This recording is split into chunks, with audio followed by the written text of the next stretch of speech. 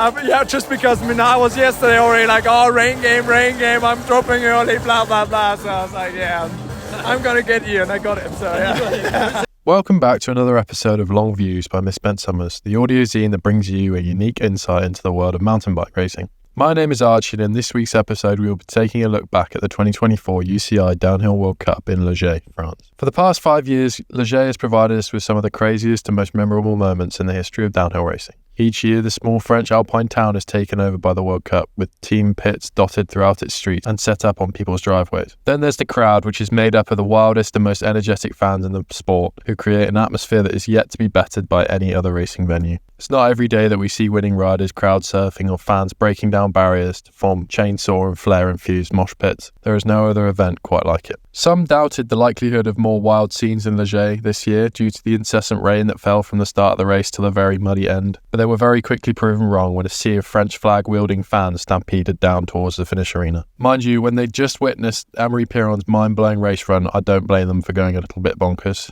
Another reason for Liège being such a special week was that we were hosting our annual pop-up photo exhibition supported by Fox Racing and Santa Cruz Bicycles. A huge thank you to everyone who helped make the event possible. We couldn't have done it without you. And thank you also to all the lovely people who stopped by to check out the exhibition, have a coffee, buy something, or simply just have a chat. It was great to meet and speak with so many of you, and hope to see you all again soon at some point. Anyways, back to the racing action. Sven Martin, Misspent Summers photographer and big-time racing lover, was on the hillside as all the action unfolded, and caught up with a few of the riders after the race, including the race winners Amaury Pierron and Eleonora Farina. Stay tuned to hear what they had to say after their incredible runs. Before we get into the interviews though, here are the Liège 2024 Downhill World Cup results. In the men, it was Amaury Pierron, Andreas Kolb, Greg Minnaar, Remy Pierron and Thomas Estaque. In the women, it was Eleonora Farina, Mille Jonset, Tahnée Seagrave, Myriam Nicole and Vali Höll.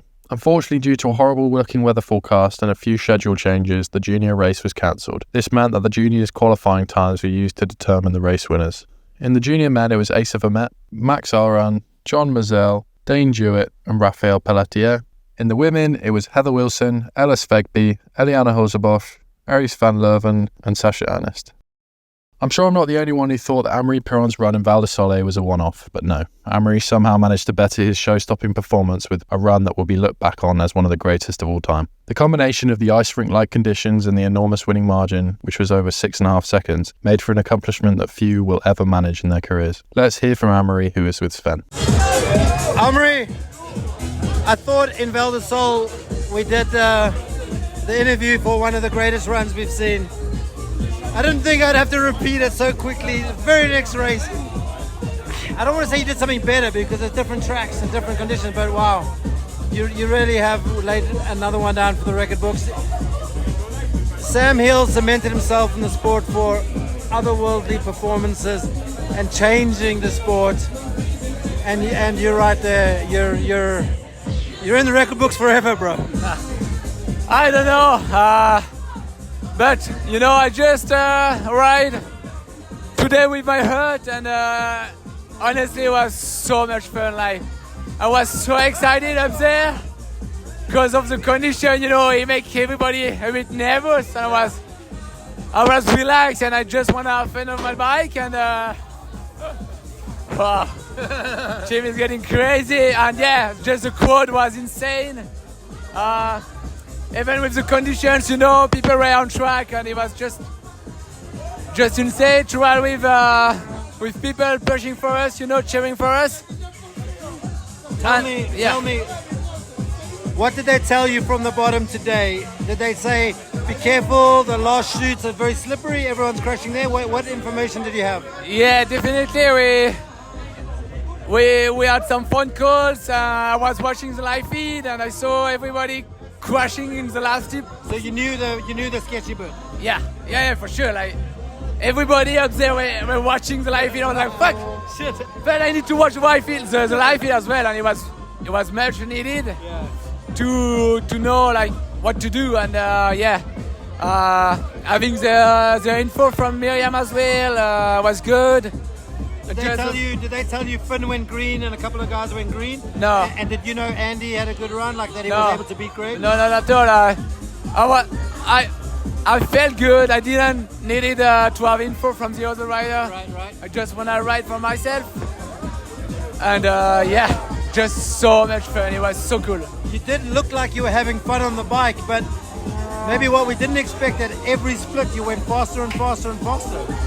Yeah, Even in the last one where the tricky stuff was for the wet guys. Yeah, honestly, the goal was just to stay on the bike, and so when that's the goal, you're not trying to go too much fast, too fast. So it was just having fun, and I don't know, it pays off. We had just a lot of setup on the bike, tire pressure, some clicks in the suspensions, pressure of the suspensions, some bridges. Everything. Just everything. But how many lines did you change from what you rode last? So I changed. Instead of going off the log, you went around. Where's that? Near the bottom, the steep chute? That was the main one. Is that the first time you ever rode that line? Yeah. So I was like, I had some photo. I just needed to know a bit where I should go. Yeah. And so they sent me some photo, and I was so slow, so it was okay. I could. Nah. Hey, Remy went off the log still. Really? Yeah. No way. Yeah, he did. He's crazy. He is crazy. We had a chat up there, and he told me, yeah, we need to take that section super safe, and he still go inside. Maybe he wanted you to go slow there. But going slow was the key on that section. So you didn't look too slow, but yeah. On that section, I was super slow. I think there were no other solutions to go through. Hey man, I can't imagine we'll repeat this interview again, but you never know. We maybe will. Yeah. Enjoy. Thank you very much. Amaury has seemingly found 2 extra gears somewhere this season. To be able to lay down a run like he did in Val di Sole and then do the exact same but somehow better in the following race is truly something to behold. I can't wait to see what he has in store for us next. Although it was not a winning run, Tahnée Seagrave put on a wet weather masterclass in Leger. All the splits were green and she was nearly 4 seconds up before the steep slippery section, which caught nearly everyone out, claimed her as another of its victims. 3rd place for Tahnée in Leger. Over to Tahnée and Sven. Hello, Tahnée. Just when you thought you could get away from it all, I bust out the old recorder. Couple of heavy, tough races, and you girls, again, the toughest conditions. Yeah, I mean, I don't know, I find it super fun, so... Fun. I love that type of ride. I did think you would actually enjoy these conditions. It's the same reason I love turning up to hardline. It's just that extra little bit of spice. I don't know, it just... I love riding my bike in those conditions. I mean, I think, because we choose when we can ride and you can't. Yeah. I can't ride my tracks when they're wet because I just don't ride them when they're wet. And I don't want to ride them when they're wet. But so you say, you enjoy it when races go this way? I mean, when it starts to rain, I'd be lying if I didn't say I got a little bit excited. Really? Wow. Because I just know that that's where I would excel. Yeah. And obviously today I crashed. There's a high chance of that, but I rode today I know how to ride, and the splits showed that. Yeah. And I thought, I don't know, I just felt good, and I didn't care about crashing because I was I rode so well on the upper section, and it was so much fun. And it's you crash in a silly, and it's really you guys were crashing where it was almost. No, it was ice. It was where when you guys were riding it was like an ice rink. It was literal, and then when you see the guys doing the exact same thing, it's But it's like Chris Kilmurray at the top was like, "Do you want to know?" Yeah. Do you want feedback on the track? I was like, nah, fuck it, I'm just gonna go for it. And that's the decision I make every time it's wet, and it hasn't paid off yet. But I swear to God, one of these days I'm gonna win one of those wet races by so much. I was gonna say, and then you'll get a margin as well. Yeah. And we got something else going on here. Do you have is it a launch of a signature line or piece or what is it? It's like a capsule, they call it. So we have a kit and some hoodies and a little lifestyle piece. That hasn't dropped. What about your race kit? Yeah, the race kit has dropped, but not the speed suit, obviously. But we've got Fox have done a little party. They've kind of taken over Leger. We have a tattoo artist in the corner. It's just really cool. Down? I did sit down. What did you get? I just got a little heart, actually. There we go. Cute little heart, yeah. But it's so fun that the brands are behind me this much, So it means a lot. It's not just a kit, it's a whole movement at this point. So it is a movement for downhill, free ride, slopestyle, everything. Well, women mainly, women in sport. So that's what I'm talking about. So it's huge. It's a lot more than just putting a bit of pink on my kit nowadays. So yeah. In fact, we got a lot more guys wearing pink too. I mean, all the boys in there are loving it. Yeah. It's nice to see. It's nice to see the support from everyone, especially the World Cup scene. Yeah, no, it's nice. And France is almost a hometown, and you must get that little bit of extra support from like a French home crowd because they know. Yeah, for sure. Well, all my friends are at the bar right now that I haven't seen in 10 years since I was at school. Living out here still. Yeah, and they're all athletes in different disciplines. We have free skiers and stuff. It's insane. Yeah. What's from this to a super dry? Because at some point, summer's got to start. Like a super dry, dusty Andorra. What would you prefer? This. Really? Yeah, I'll take this over anything. I mean, there's way more chance of getting a good result in the dry. But for me, and I think I've said this so many times, it's not always about the result. I could have won today. I could have got loads of points for the overall. It would have been great for the team. Would have been great for the TS57 launch. But I rode my bike. I had the most fun. Everyone was stoked. Everyone loved watching the racing. We saw Eleonora win her first World Cup. Cool. There was not a dry eye in the fucking pits. Yeah. It was just I don't know. Today was exactly how it was meant to be. It was sick. What is the 57?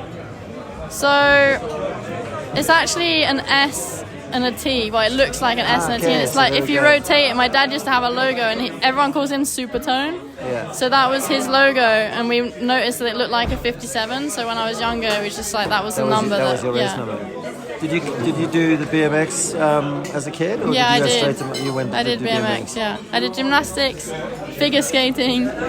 Actually, this is BMX, the perfect mix. Actually, you know what I mean? Yeah. What else do you need? BMX, handball. Yeah. And this, but I just gravitated towards downhill way more. Gravitated to downhill. That's the perfect way to do it. All right, Tahnée, thank you.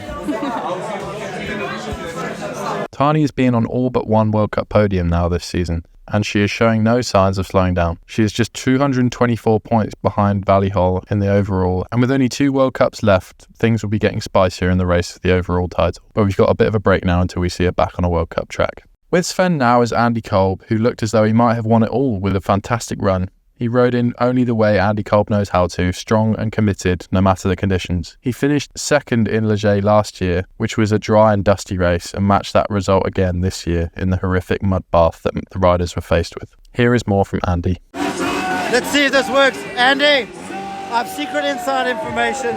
I know you and Geordie did some sneaky testing because your wrist is feeling good. You rolled your bars back and you fucking almost won. I would not say almost. I got pretty smoked by Amaury. But you gave everyone hope that we still had a race. I mean, I was not going for the win today. And now I'm second. I'm a bit angry about it nearly, but also I just wanted to go for a safe run and get points today. And now I'm second. I'm fucking buzzing. But shout out to Geordie, honestly. He helped me a lot last week in Morzine. The bike feels so much better now. I think I was going in the wrong direction.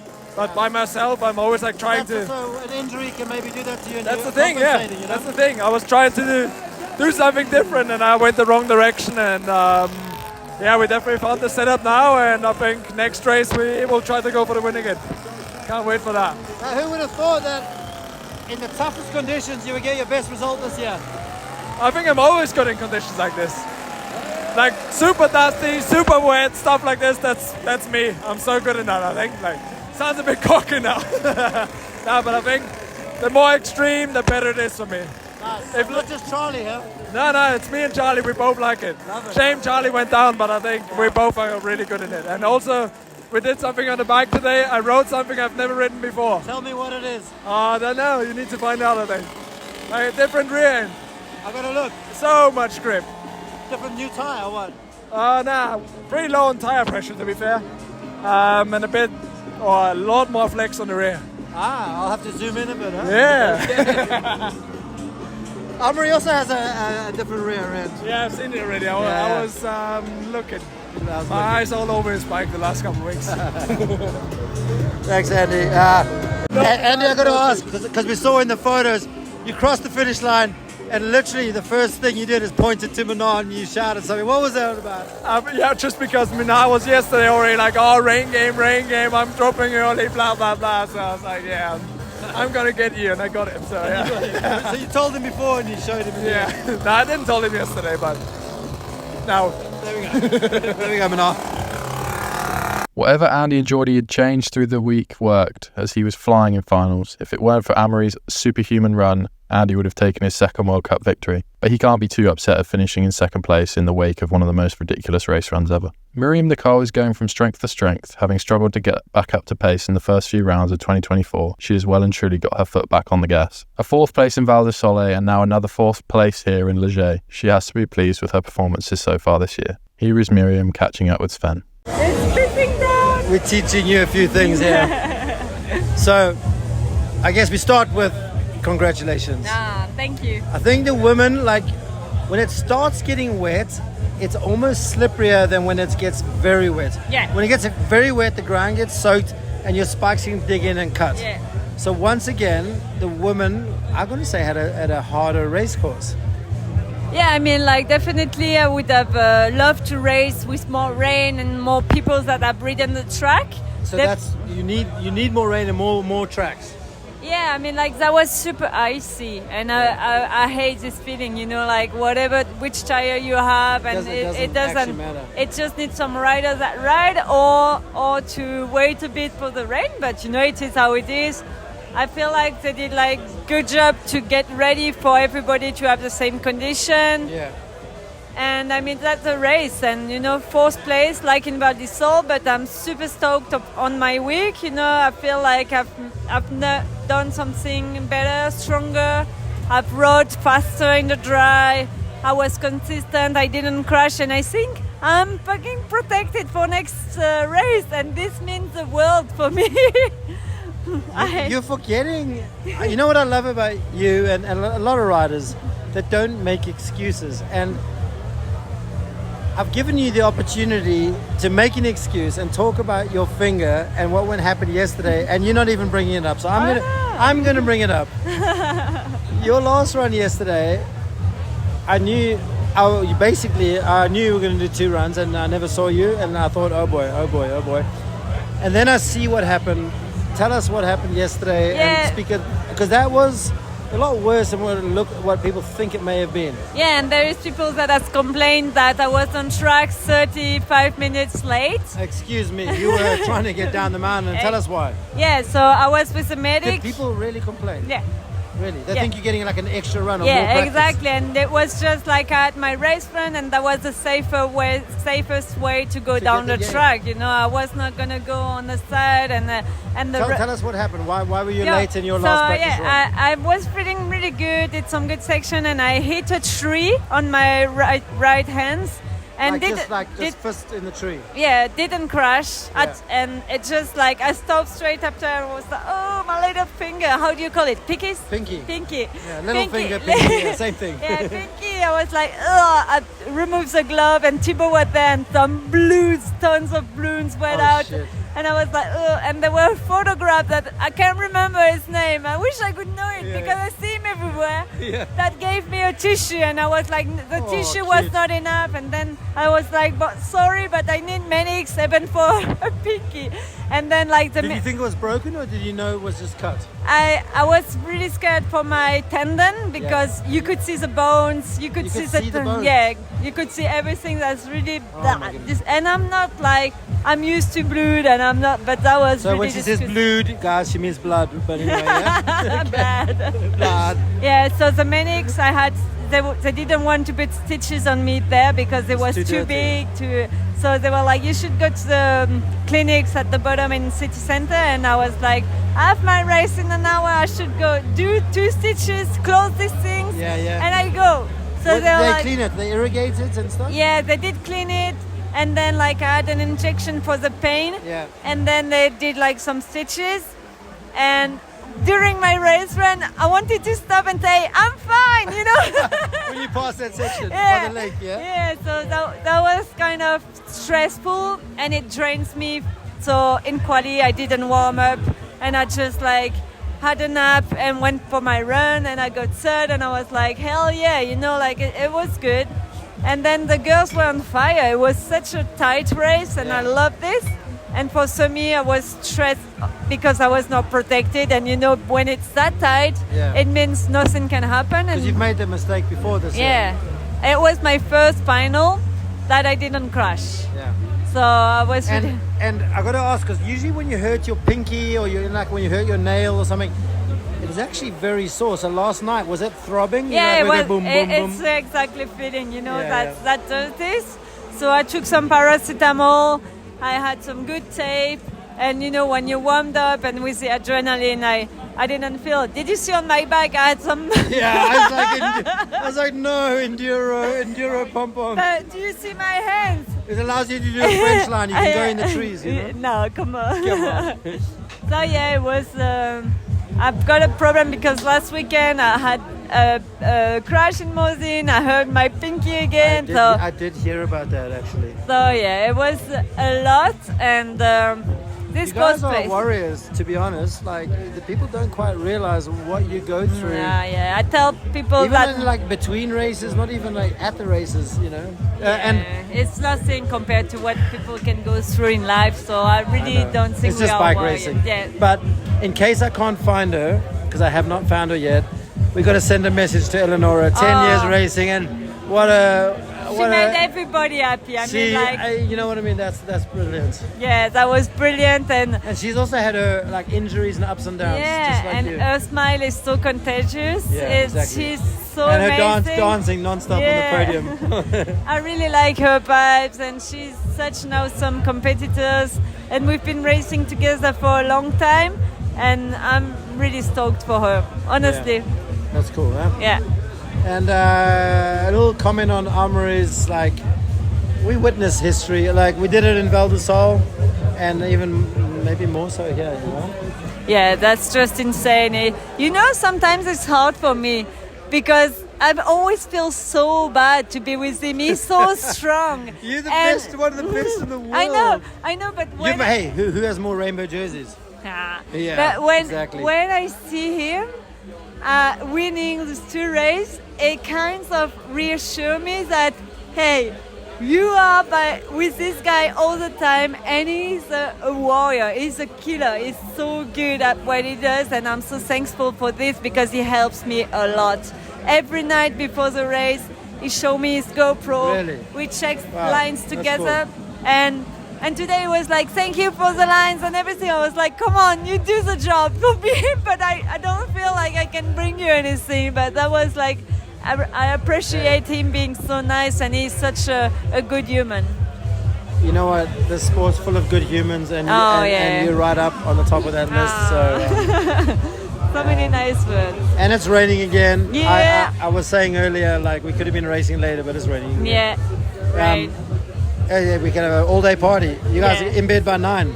Finish party. No. We start we start early. You're gonna go shower, then you go dinner, start again. No way. I still have my knee pads 4 hours after the race. That's how I used to do it as well. Anyway, hey, what are you gonna do in the break?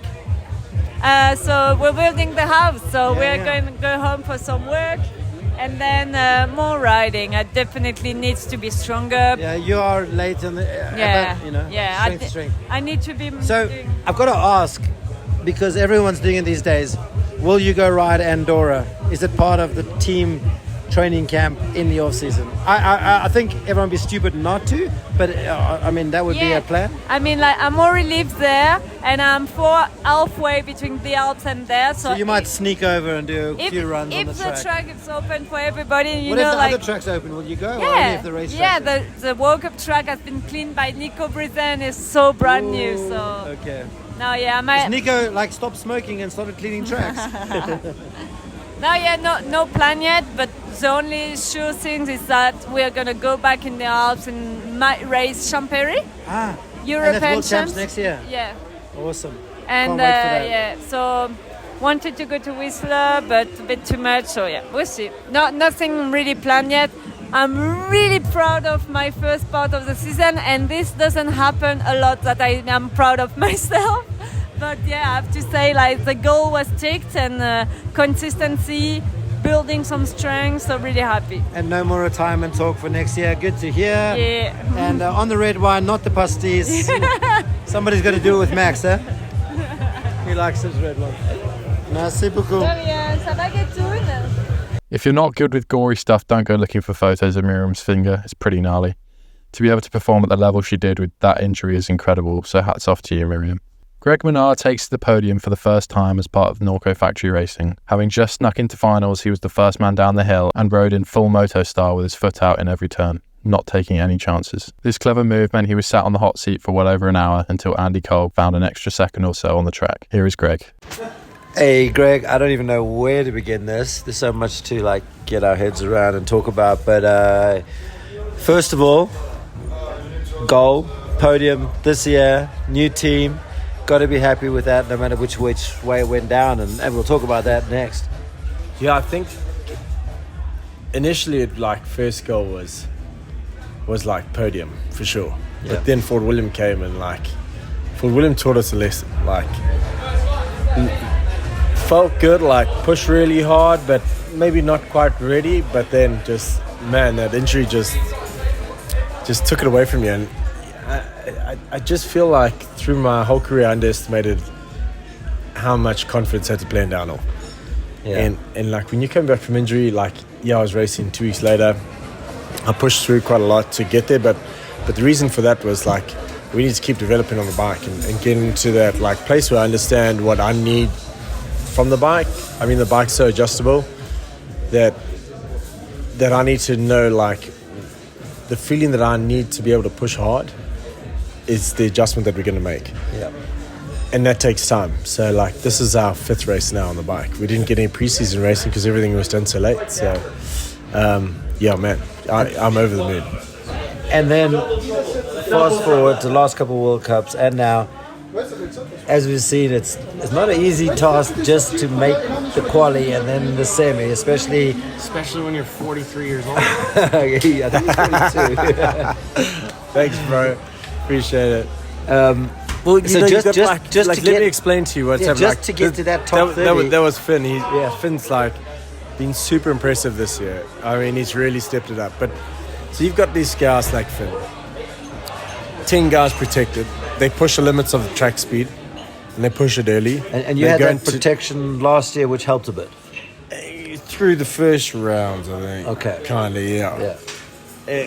And Fort William through the first round are not the same, but anyway, these guys push the limits of track speed because they're going for points. Yeah. Then you've got the gap, which I kind of consider myself as the 10 to 30 group. And any one mistake, and then you're not in the main show. Danny Hart not in the show. I mean, Danny Hart's been incredible for the last couple of years. He's amazing rider. And then you've got the guys from maybe just a little outside the top 30 to 50 going hey, we're going to go all in here. Yeah. If we put in a hell of a run, we're going in. So you got guys riding conservative, guys pushing on. It's really complex. In the worst spot. You got like you said, protect the guys, and the guys will do anything in the quali and the semi. Yeah, and you're just trying to do a consistent run to beat the show. So I went to qualifying, finished 44. But correct me if I'm wrong, and I don't know the exact times. I believe it was 2.5 seconds. I would have been 10th. Yeah. 2.5 seconds over that track is not a lot of time. Yeah. You know what I mean? There's a lot of guys in that time. So it's, the tracks are super fast. And like I was saying in one of the interviews earlier, I was super nervous today. I was nervous 2-3 years ago coming to Leger. And this was prior to me breaking my neck. Yeah.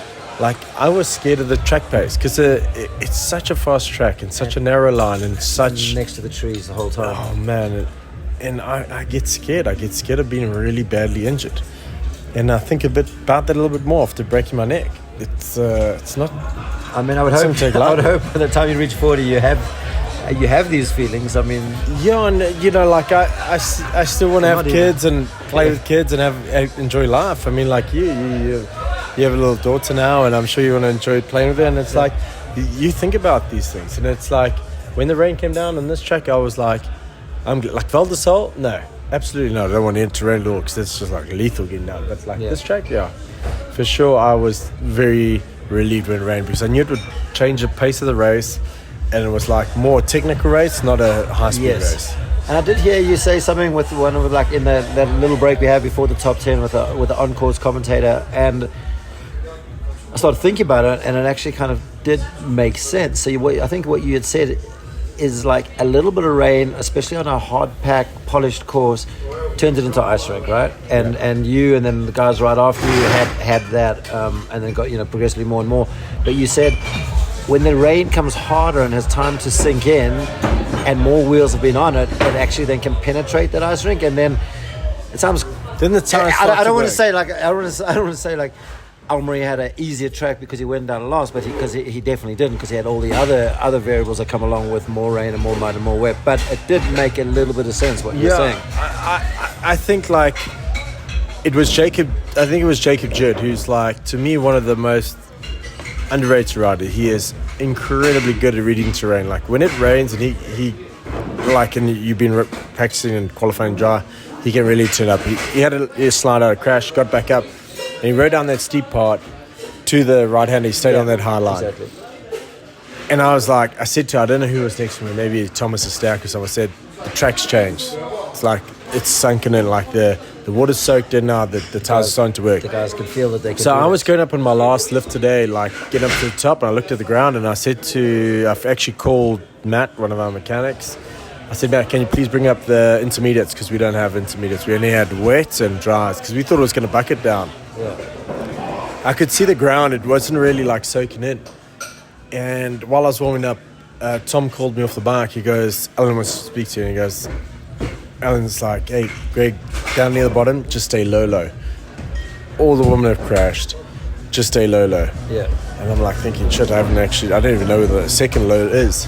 Yeah. So I think Amaury said it was also the first time he ever rode that line. And so then I went and watched the first corner. Freda came through and crashed, slid out like the first corner.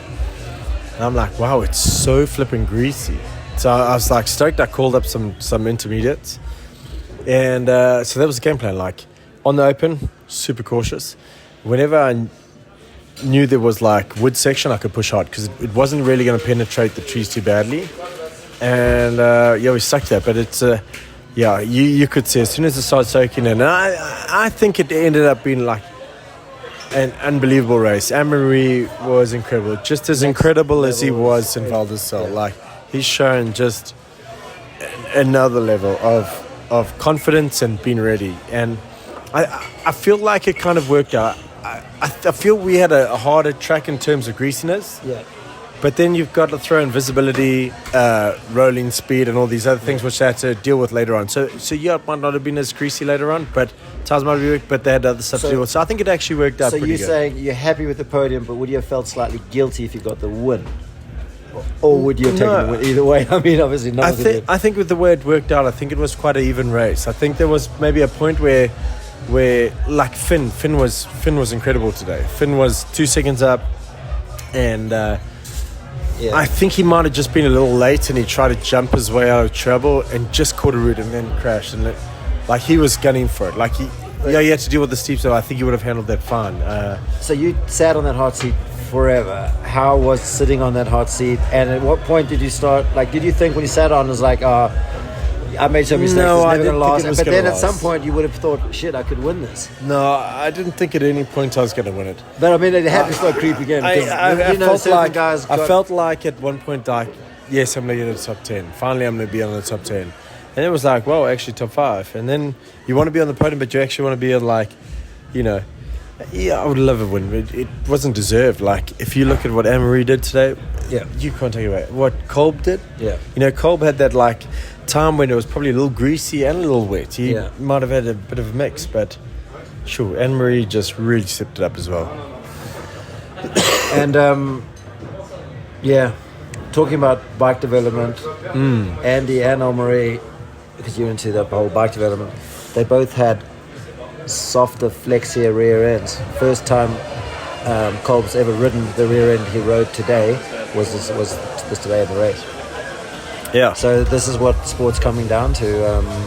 It's like not just the right tires and the right bike and everyone running all tracks. It's like literally you're changing bits of rear triangles to make the bike more compliant in the wet or in the dry or whatever. So I mean, I look time to be alive. Yeah, it's an exciting time in downhill. And I think when you look at like Amaury's come back from his injury was severe. He was out for a long time. As you've had like the similar injury, you would know. Yeah, and it's hard coming back. I mean, it knocks your confidence, it knocks a lot of stuff. But if you look at the team support that Commencal have given him to get to where he is, that's incredible. Yeah.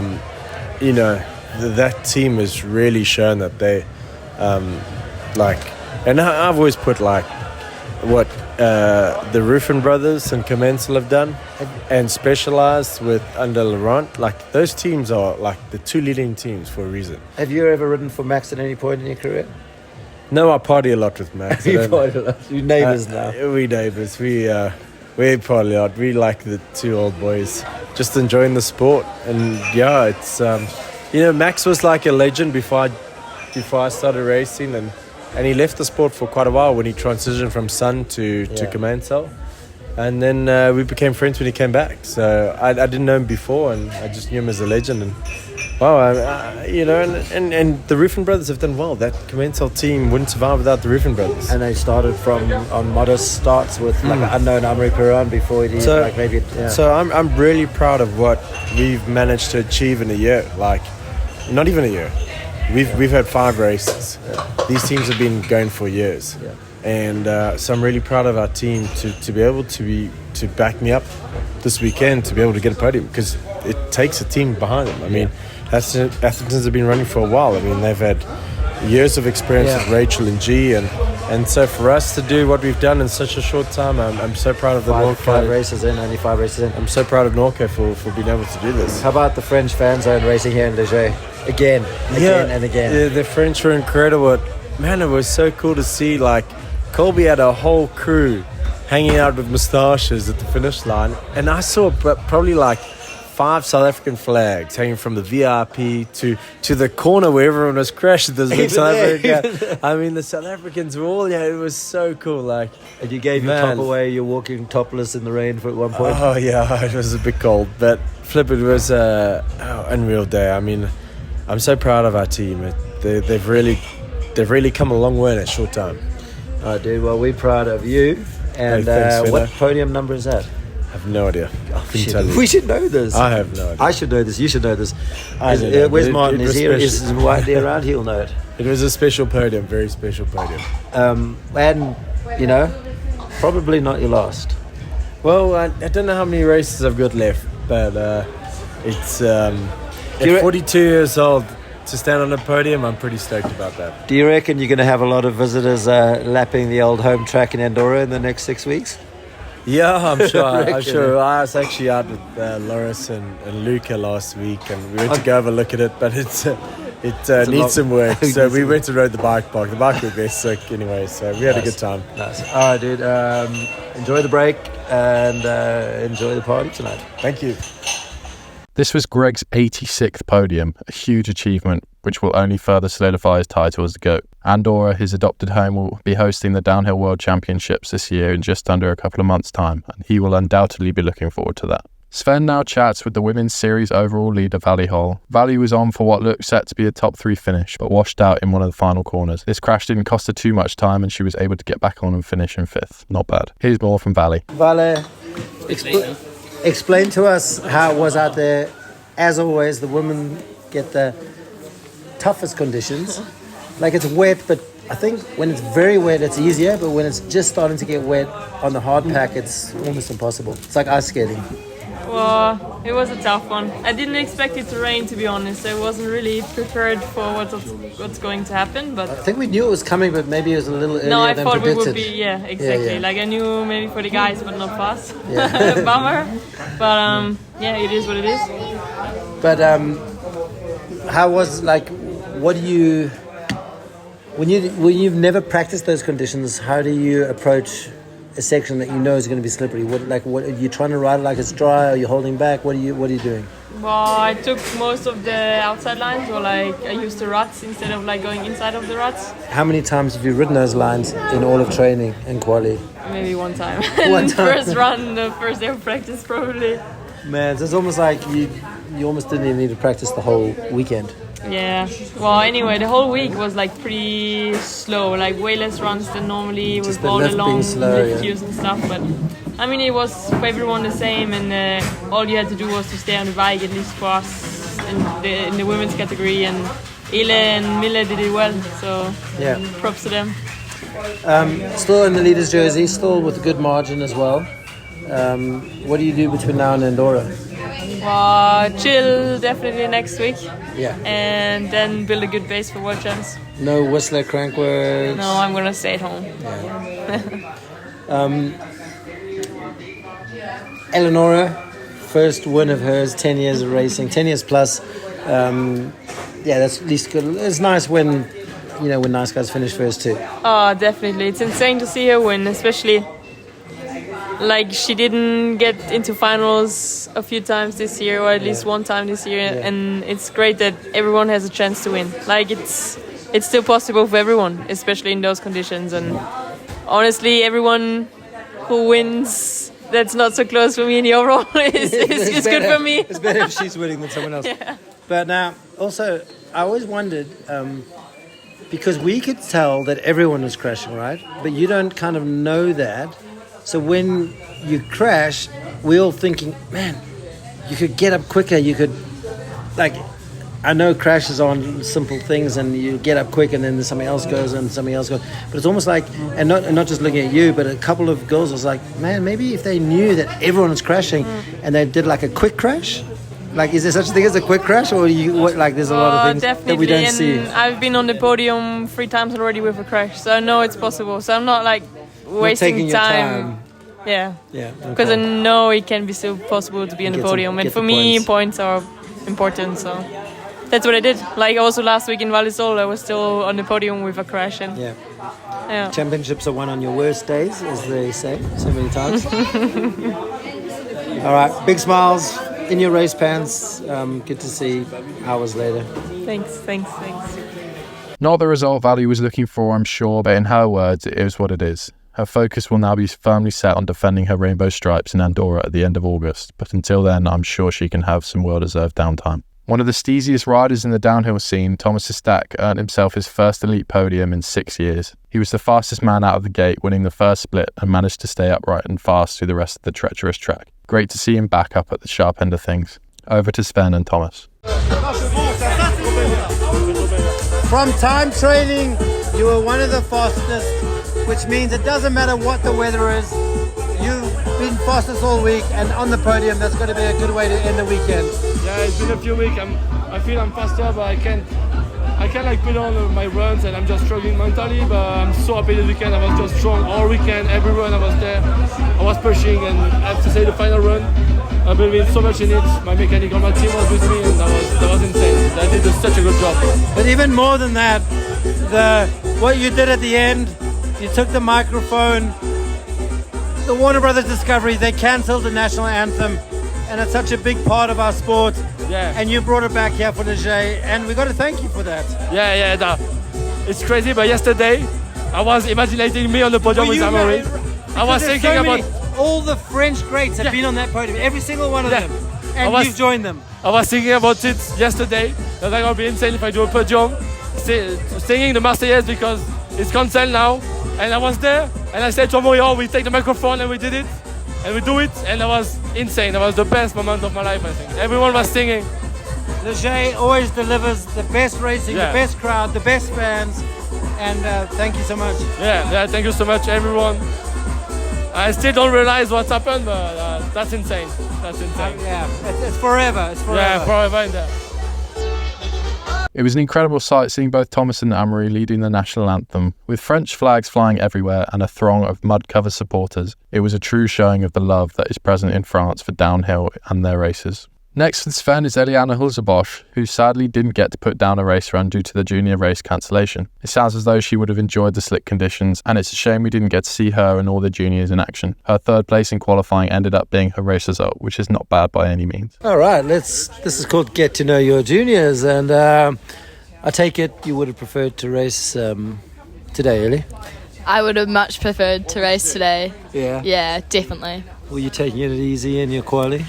Did you have some problems, or was it just a good run? Yeah, so this week's been a bit rough, but I'm really proud of how I've dealt with all the situations. Yeah. I mean, had a huge crash in first practice. So you crashed so bad that you for sure thought you broke something. You went and got x-rays, and then you showed up for afternoon practice. Yeah, well, my neck was really hurting, and so was my hand. So we just went and got that checked out because, you know, better safe than sorry. And I mean, it was a huge crash, hefty. Yeah. And then I did... We've all seen it by now, I assume. If not, have a look on her Instagram, guys. So I went up for the 2 practices, and I kept missing that jump because I was really worried about it. Head, yeah. And then I was so sore, so I just went down to spot my lines, really. Yeah. And then strapped myself up for qualies day. Went up for first practice and we had a bit of a mechanical, so didn't get to do the jump again. Missed the first lap, and then rushed up for second for another lap, and it was my first lap of the morning, and still had to sort out lines and was really confused with what I was doing. Hit the jump right before qualies, went up, did a qualies run, just needed to get my confidence back. It was my first full run of the week. So you were using the quali so felt good in qualies, you know, just made a few mistakes, tried a couple new lines that I hadn't before, and so I was really stoked when I got third because I was like, yay, building block. yeah, and felt like me again. Woke up this morning ready to go, and didn't happen. And why don't you explain the weather we got right now?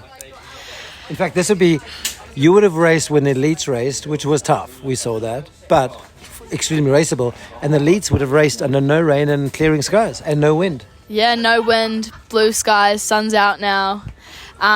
Junior race definitely would have been hard, but I don't mind a bit of rain. I think it's like, you know, this new breed is not hard enough, and everyone is like quick to cancel, too quick to cancel. But looking at the year, your first year junior, and you've had some of the fastest women's time for the whole day in certain sessions. Yeah, it's all coming together. I think that's probably the most frustrating part, is it's finally coming together, and I just would have loved to show it. Well, I mean, you have shown it already, but I know what you're saying. But again, it's his first years, and you're learning, and just like this weekend, you learned something, like you said. Yeah, exactly. You just got to take the learnings away from everything, no matter what, which is hard to swallow sometimes, but it's what you got to do. So we're going to move forward. It's better than being in school, right? 110%. You finished high school? Are you busy with it? I still haven't replied to my teachers, and it's been a month, so they're calling mum and dad. But it's okay. They must be seeing that you're doing well, so they they understand. But big break coming up, so hopefully we'll get on top of stuff. Yeah. Well, good. We look forward to seeing the rest of your season, and of course Andorra. Yeah, it'll be good. Yeah. Hopefully. Yeah. You know, you never know how your life might work out. You might having to be like get a nice tax haven like Greg and Amaury and Loris and every pro roadie, and you might end up living in Andorra. Yeah, that wouldn't be too bad. Hopefully race doesn't get cancelled. Yes, I agree, Eliana. Let's hope the race doesn't get cancelled, as the junior racing this year has been so exciting to watch. Thank you, Sven, as always, for providing us with a candid and entertaining insight in the world of racing. If you're a fan of what he does, please head over to his photographer page on our website. Just type misspentsummers.com/Sven. I'd also like to say a massive thank you to all of those that are tuning in and listening to our long view zines. It's a fun process piecing them together, and we are really enjoying creating all our race coverage this year. Please drop us a message or email with any feedback you have, as we are always looking to improve what we do. Make sure you check out the scrap section of our website, where we upload all kinds of stuff like interviews, videos, book extracts, product reviews, and other random things. And if you haven't already, make sure you're subscribed to our weekly newsletter. It will mean that all things mountain biking will go straight to your inbox once a week-ish. And lastly, don't forget that if you like what we do at Misspent Summers, you can help support us by spreading the word, buying anything from our store, or simply hitting the support button at the top of our website. Keep an eye on our YouTube and Spotify for more views-related content in the coming months. The downhill riders will be relieved to have a bit of a break now until the end of August when World Champs takes place in Andorra, and they'll undoubtedly be getting in as much rehab and beauty sleep as possible. The next Downhill World Cup is in Bludenvielle on the second week of September, so we have a while to wait. For the Enduro riders, they are taking to the Swiss Alps this Sunday for the Lecce EDR. The race was supposed to be today, but due to more bad weather, the race is being postponed until Sunday. So make sure to keep an eye on our channels and website for all the EDR action. Just another quick one to say thank you to everyone who helped and came along to our Leger pop-up. We had such a fun week and hope you enjoyed dropping by as well. Anyway, my name is Archie and this has been your 2024 Leger Downhill World Cup recap. I hope you've enjoyed this instalment of Long Views. See you soon.